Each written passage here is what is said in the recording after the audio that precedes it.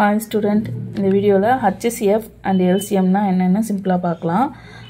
HCF அப்படிங்கிறது நமக்கு already நமக்கு தெரியும் highest common factor, LCMங்கிறது வந்து least common multiple.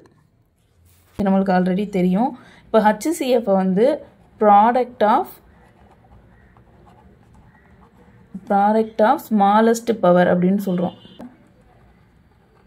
HCF அப்படினா product of smallest power, LCM அப்படினா product of greatest power. இதை ஞாபகம் வச்சுக்கோங்க. greatest power. இப்போ 620 இதில் LCM HCF பண்ணோம்னா இப்போ வந்து 3 2s are 6 3 1s are 3. அப்போ 6 ஓட ஃபேக்டர் வந்து 2 into 3. அதே மாதிரி 20 ஓட ஃபேக்டர் வந்து 10 times வரும், then 5 times வரும், அப்புறம் 5 1s are 5. ஸோ 20 ஓட ஃபேக்டர் வந்து 2 power 2 into 5. ஸோ இந்த பவரில் வந்து 1 இருக்குதா வச்சுக்கோங்க. தென் வந்து இங்கே 2 இருக்குது, இங்கேயும் 2 இருக்குது, இங்கே 3 இருக்குது, இங்கே இல்லை. இது இல்லாததை மட்டும் போட்டு பவரில் 0 போட்டுக்கோங்க. இங்கே வந்து 5 இல்லை, ஸோ 0 போட்டு பவரில் 0 போட்டுக்கணும். ஏன்னா அது வந்து HCF அப்படிங்கிறது smallest power, product of smallest power.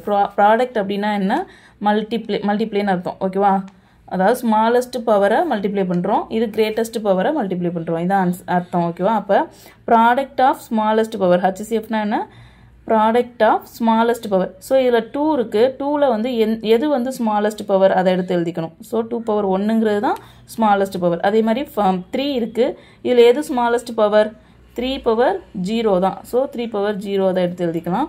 தென் வந்து 5 power 1 இருக்குல்ல, இதில் எது ஸ்மாலஸ்ட் பவர், 5 power 0 தான். இன்னொன்று தெரிஞ்சுக்கோங்க, எனிதிங் பவர் 0 ஈக்குவல் டு 1 தான். ஓகேவா, எனிதிங் பவர்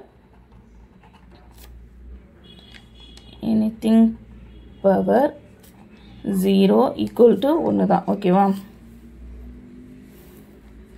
அப்போ வந்து என்ன வரும், 2 இன்ட்டு, ஸோ இது 1 தானே, இதுவும் 1 தானே, அப்போ 2, HCF வந்து 2. தென் LCM பார்த்தோம் அப்படின்னா இது வந்து என்ன சொன்னேன், greatest power, product of greatest power. இப்போ இந்த 2ல் எது கிரேட்டஸ்ட் பவர், இந்த 2 தான்.